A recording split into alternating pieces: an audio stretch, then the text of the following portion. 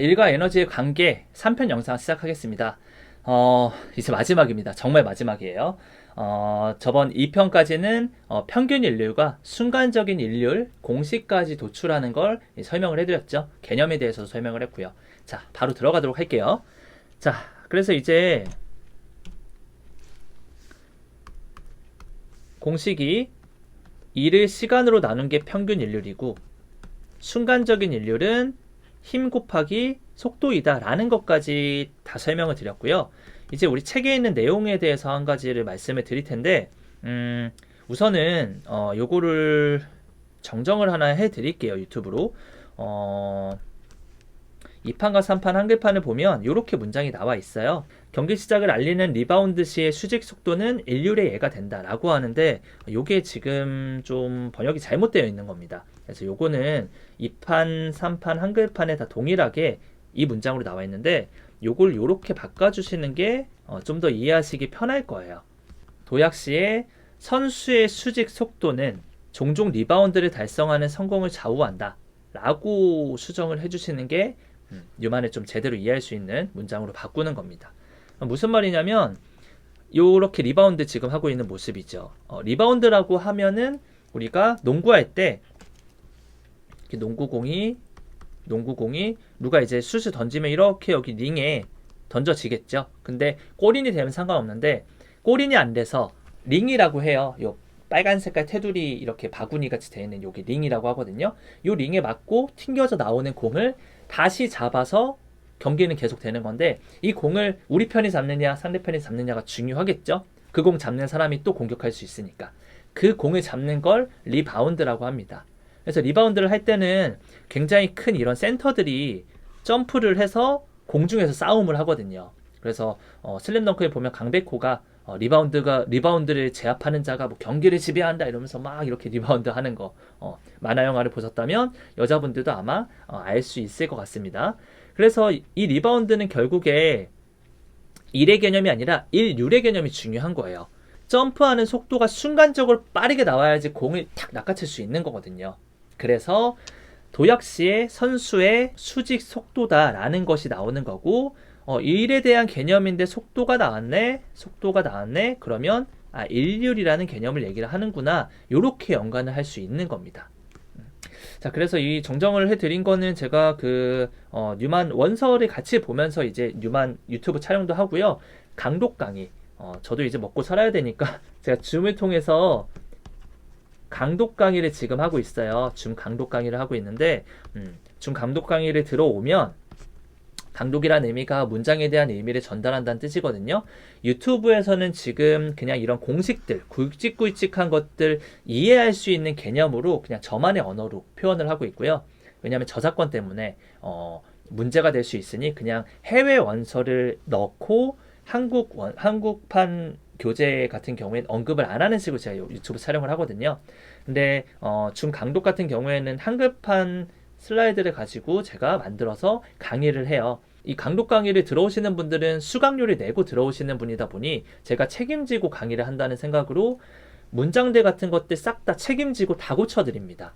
그래서 뉴만 한글판에는 오역인 부분들도 있고요. 그리고 의미가 직역으로 되어 있어서 의역으로 좀 제가 손을 봐드리면 더 이해가 잘 되는 그런 문장들이 굉장히 많아요. 강독 들으신 분들은 아마 이해하실 텐데 그래서 해외 원서를 한국판으로 바꾸면서 조금 제 관점으로 인해의 관점으로 라고 할게요. 인해의 관점으로 이렇게 정정을 해드리면서 정말 잘 이해할 수 있게 해드리니까 요 강독 강의도 여러분들이 좀 많이 수강을 해주시면 감사할 것 같습니다.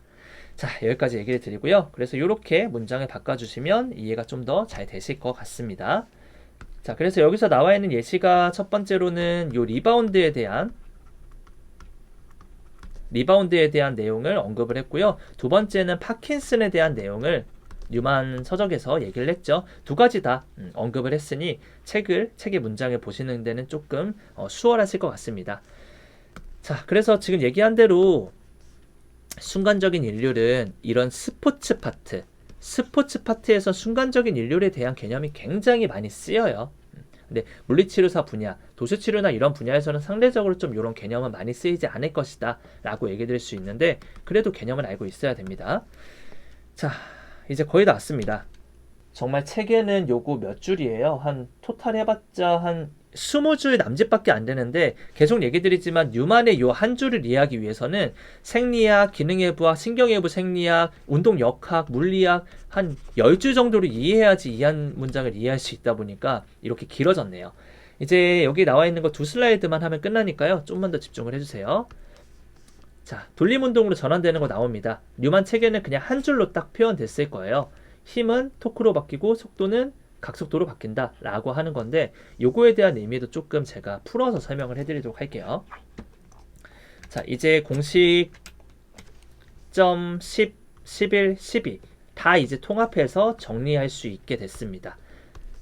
자, 평균 일률이고요. 평균 일률은 순간적인 일률로 바뀔 수가 있는 건데, 여기 리니어라고 표현이 되어 있죠. 선형이죠. 선형 순간적인 일률의 개념인 거예요. 선형의 개념을 계속 제가 말씀드렸던 것처럼 돌림운동, 앵귤라, 돌림운동, 각운동으로 바뀔 수가 있는 거죠. 그래서 각운동으로 바뀌게 되면, 자, 선형에서 각운동으로 바뀌면 힘은 토크로 바뀌고요.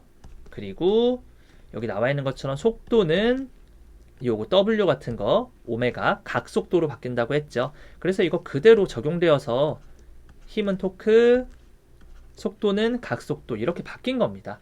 이거는 또 언급을 안 할게요. 왜냐면 꼼꼼하게 유튜브 촬영해놨잖아요. 네, 이전에 요거에 대한 개념 설명 충분히 해드렸으니까요. 요거 마찬가지입니다. 이렇게 바로 힘은 토크, 속도는 각속도 딱딱딱딱 나오지 않으면 모르는 거예요. 모르는 거라고 할게요. 익숙한 거지 아는 건 아니다라고 전 표현을 합니다. 네, 익숙한 거. 지금 보면 토크 맞다, 힘이 토크였지, 끄떡끄떡, 이거는 익숙한 거예요. 아는 게 아니라는 거죠. 설명할 때 이게 나올 수 있어야 되는 거예요. 자, 그래서 요 개념이고요.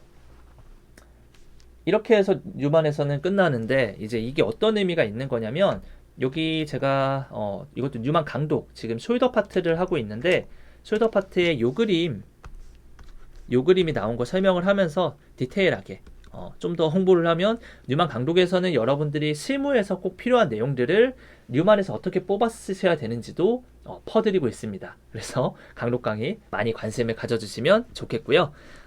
강독에서 어떻게 설명을 했냐면, 이렇게 투수의 투구 동작이 여기 보면은 레트로 버전이라고 하는 뒤경사, 뒤경사, 뒤돌림이라고 하나? 아무튼 레트로 버전이라는 용어를 좀 쓰라고 제가 말씀을 드렸거든요. 뒤쪽으로 이렇게 틀어져 있는 거예요. 휴머러스 헤드가. 이런 것들이 원래 어렸을 때는 한 60도, 90도 사이 정도로 태어나는데, 이게 성장을 하면서 각도가 점점점 줄어들어서 평균적으로 30도 각도가 만들어진다라고 해요. 근데 유소년 시절부터 이렇게 투구를 하는 경우에는 이 레트로 버전, 뒤쪽으로 기울어진 뒤경사, 뒤틀림이라고 하나요? 요 경사가 성장을 하면서 점점점 30도로 가야 되는데 그렇게 가지 못한다. 그러니까 일반인들보다 성인 남자, 그냥 일반 남자와 유소년 시절부터 야구선수 생활을 한 야구선수는, 특히 투수는 이 뒤틀림 각이 훨씬 더 크다. 이런 내용이 5장에서 나오거든요. 그거의 연장선으로 이 그림을 삽입해 왔는데, 순간적인 일률이 그냥 선형이 아니라 돌림운동으로 전환이 되면 요거를 이제 우리가 볼 수 있는 거예요. 이 숄더에서 익스터널 로테이션을 만든 다음에 인터널로 공을 뿌리게 되는 요 기전이죠. 투구 동작이 익스터널에서 인터널 전환되면서 여기서 뿌려주는 거거든요. 팔로우 스윙이 나오면서 뿌려지는 거죠. 이때 이 근육 그냥 뭐 단순화 시켜서 토크, 요거 밑에 적어볼까요? 요거를 끄집어서 이쪽에 써볼게요. 그러면 토크, 어떤 토크? 제가 지금 인터널 로테이션이라고 했으니까 인터널 로테이터 근육, 뭐 한 가지 근육 가지고 논문을 쓴다라고 한다면 이때 투구할 때 쓰이는 근육들 뭐 여러 가지 있겠지만, 뭐 서브스캐플라리스 같은 근육들이 좀 잘 쓰일 거예요. 서브스캐플라리스 근육, 전체적으로 토탈로 본다면 서브스케플라리스, 팩토랄리스, 머슬, 또 뭐가 있죠? 라티스무스, 돌시, 인터널 로테이터들 다 들어갈 수가 있겠죠? 그래서 그런 근육들 더 또 디테일하게 광범위하게 연구를 한다 그러면 인터널 로테이터의 등척성 토크와 익스터널 로테이터의 또 이센트릭 토크도 같이 발생이 돼야 될 거거든요. 또 그렇게 다 데이터 취합해서 논문에 쓸 수도 있는 거고요. 어쨌든 이 토크, 내가 어떤 토크를 쓸지는 연구자의 마음이겠죠. 토크 이런 개념으로 들어가는 거고요. 여기에 곱하기 각속도, 이 관절 숄더 조인트의 각속도, 숄더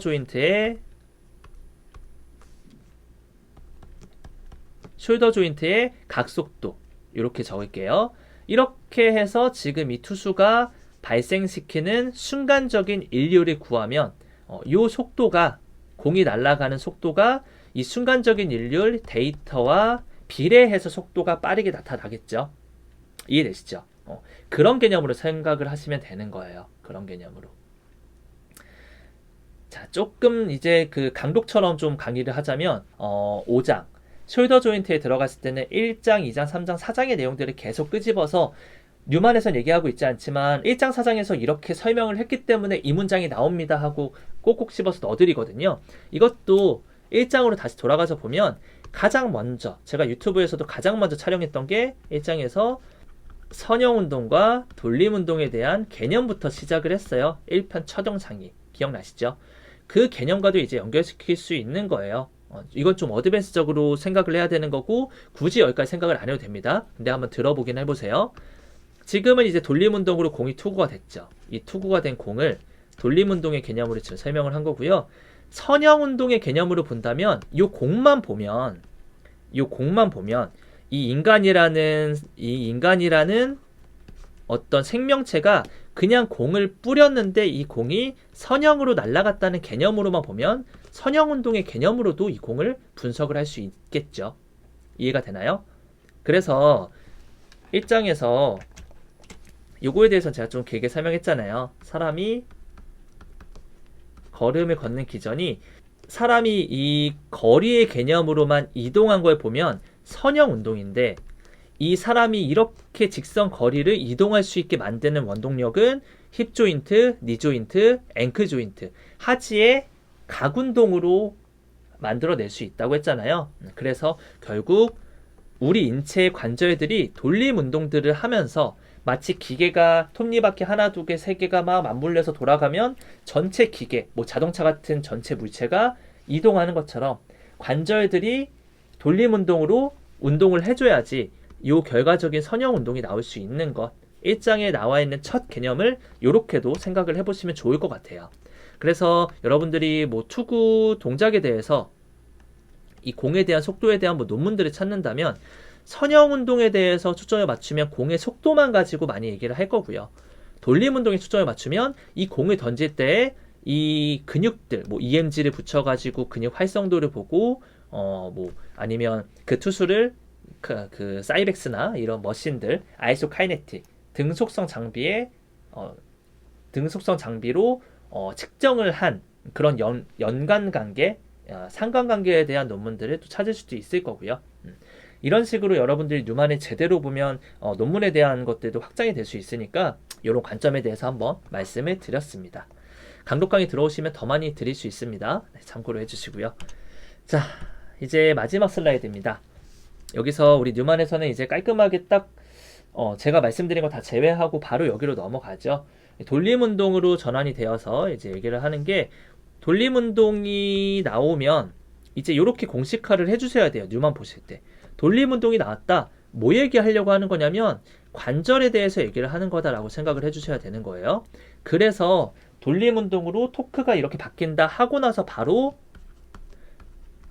뭐 네갈레근이 어쩌고 저쩌고 나오잖아요. 네갈레근이 역학적 인류 뭐 이런 식으로 나오는데 바로 그냥 이렇게 논리를 펼치는 게 제가 아까 여기서 설명해서 주저리 떠드는 걸 여러분들이 다 안다는 전제하에 바로 네갈레근으로 넘어간 거예요. 이해되시죠?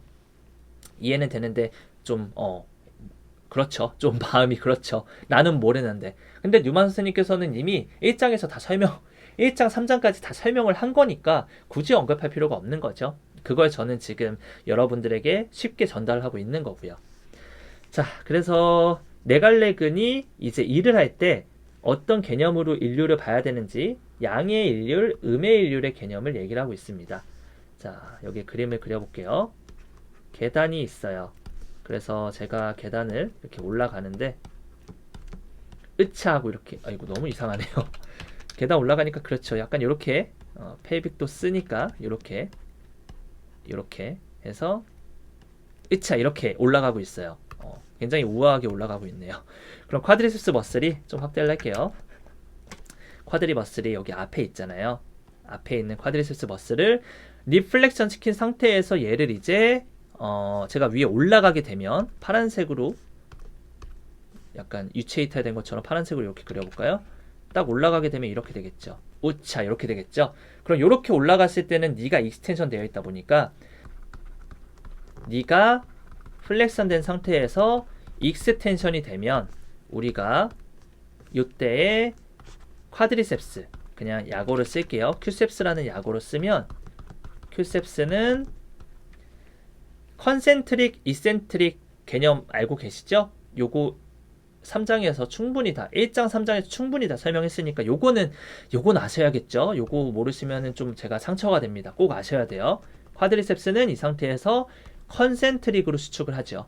동심성 수축 그리고 동심성 그리고 구심성 수축, 동심성 수축이라고 하죠. 자, 짧아지면서 수축하는 걸 신용어로는 동심성이라고 하고요. 구용어로는 구심성이라고 하죠. 어쨌든 영어로 하면 컨센트릭 수축을 한다는 거죠.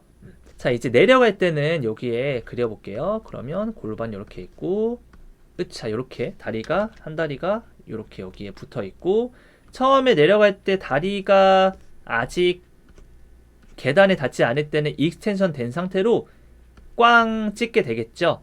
그렇게 된 다음에 지면에 다리가 닿게 되면 무릎은 똑같이 뒤는 똑같고요. 앞에는 약간 이런 식으로 무릎을 굽히게 되겠죠. 여기 부분. 지금 무릎을 굽히게 됐죠. 무릎이 핀 상태에서 무릎을 굽히게. 이게 돼야지 여러분들 무릎이 손상이 안 가는 거예요. 여러분들 무릎 꽝꽝 찍으면서 혹시라도 계단에 내려오는데 무릎이 아프다. 그럼 본인이 지금 사용자가 문제인 거예요. 사용자가 계속 컴퓨터 바이러스 먹게 하는 거와 같이 무릎 아파져라 꽝꽝 찍으면서 내려오는데 무릎이 안 아플 리가 없겠죠. 이게 우리 무릎을 보호하는 기전이잖아요. 자, 계단에 내려올 때는 그래서 정상적인 움직임으로 나올 때는 네가 익스텐션이 된 상태에서 플렉션이 나온다. 요거를 가지고 똑같이 쿼드리셉스의 모션으로 보면 큐셉스는 이센트릭으로 운동을 했다라고 할 수 있겠죠. 이센트릭. 구용어로는 원심성이라고 하고요. 신용어로는 편심성이라고 하죠. 어쨌든 이센트릭으로 수축을 했다라고 이해하시면 됩니다. 그래서 요거를 컨센트릭으로 수축을 한 거는 플러스 양의 일을 했다라고 얘기를 하고요. 반면에 이센트릭으로 일을 한 것은 마이너스 음의 일을 했다라고 여기서 얘기를 하고 있는 겁니다. 그래서 양의 일률, 음의 일률이라고 얘기를 하는 거고요. 일이라는 개념은 그냥 이 플러스 마이너스의 양이 아니라 뭐 퀀터티라고 하는 양 있죠. 양이 적다 크다라고 하는 어쨌든 일이라는 건 양이 있잖아요. 100주울의 일을 했는지 200주울의 일을 했는지. 근데 이게 일이 어떤 방향성이 갖느냐도 중요한 거거든요. 이게 벡터와 스칼라의 개념으로 보면 방향성이 있는 거랑 없는 거랑 이런 차이랑 비슷할 텐데 어쨌든 우리가 쿼드리셉스가 컨센트릭으로 일을 했는지 이센트릭으로 일을 했는지는 양의 일률, 음의 일률이라는 개념으로 이렇게 표현하지 않으면 컨센트릭과 이센트릭에 대한 일을 했을 때 이 분명한 차이를 물리적으로 얘기를 하기가 힘드니까 이렇게 정해놨다라고 이해하시면 될 것 같아요. 자, 그래서 양의 일률, 음의 일률. 그래서 나중에 여러분들이 스포츠에 대한 특히나 논문들, 근육에 대한 어떤 기능들, 근육의 속도 이런 것들에 대한 논문을 보신다면 이제 뭐 데이터들이 나왔을 때 이게 토크에 대한 뭐 기울기고 요거는 뭐 각도에 대한 각도, 앵글에 대한 뭐 그래프이다라고 하면은 막 이렇게 나오겠죠. 뭐 이렇게 나오는 그래프가 있다고 하면 이거는 여기는 양의 토크이구나. 그리고 여기는 음의 토크이구나 라고 생각을 하면 될 거예요. 음이고 얘는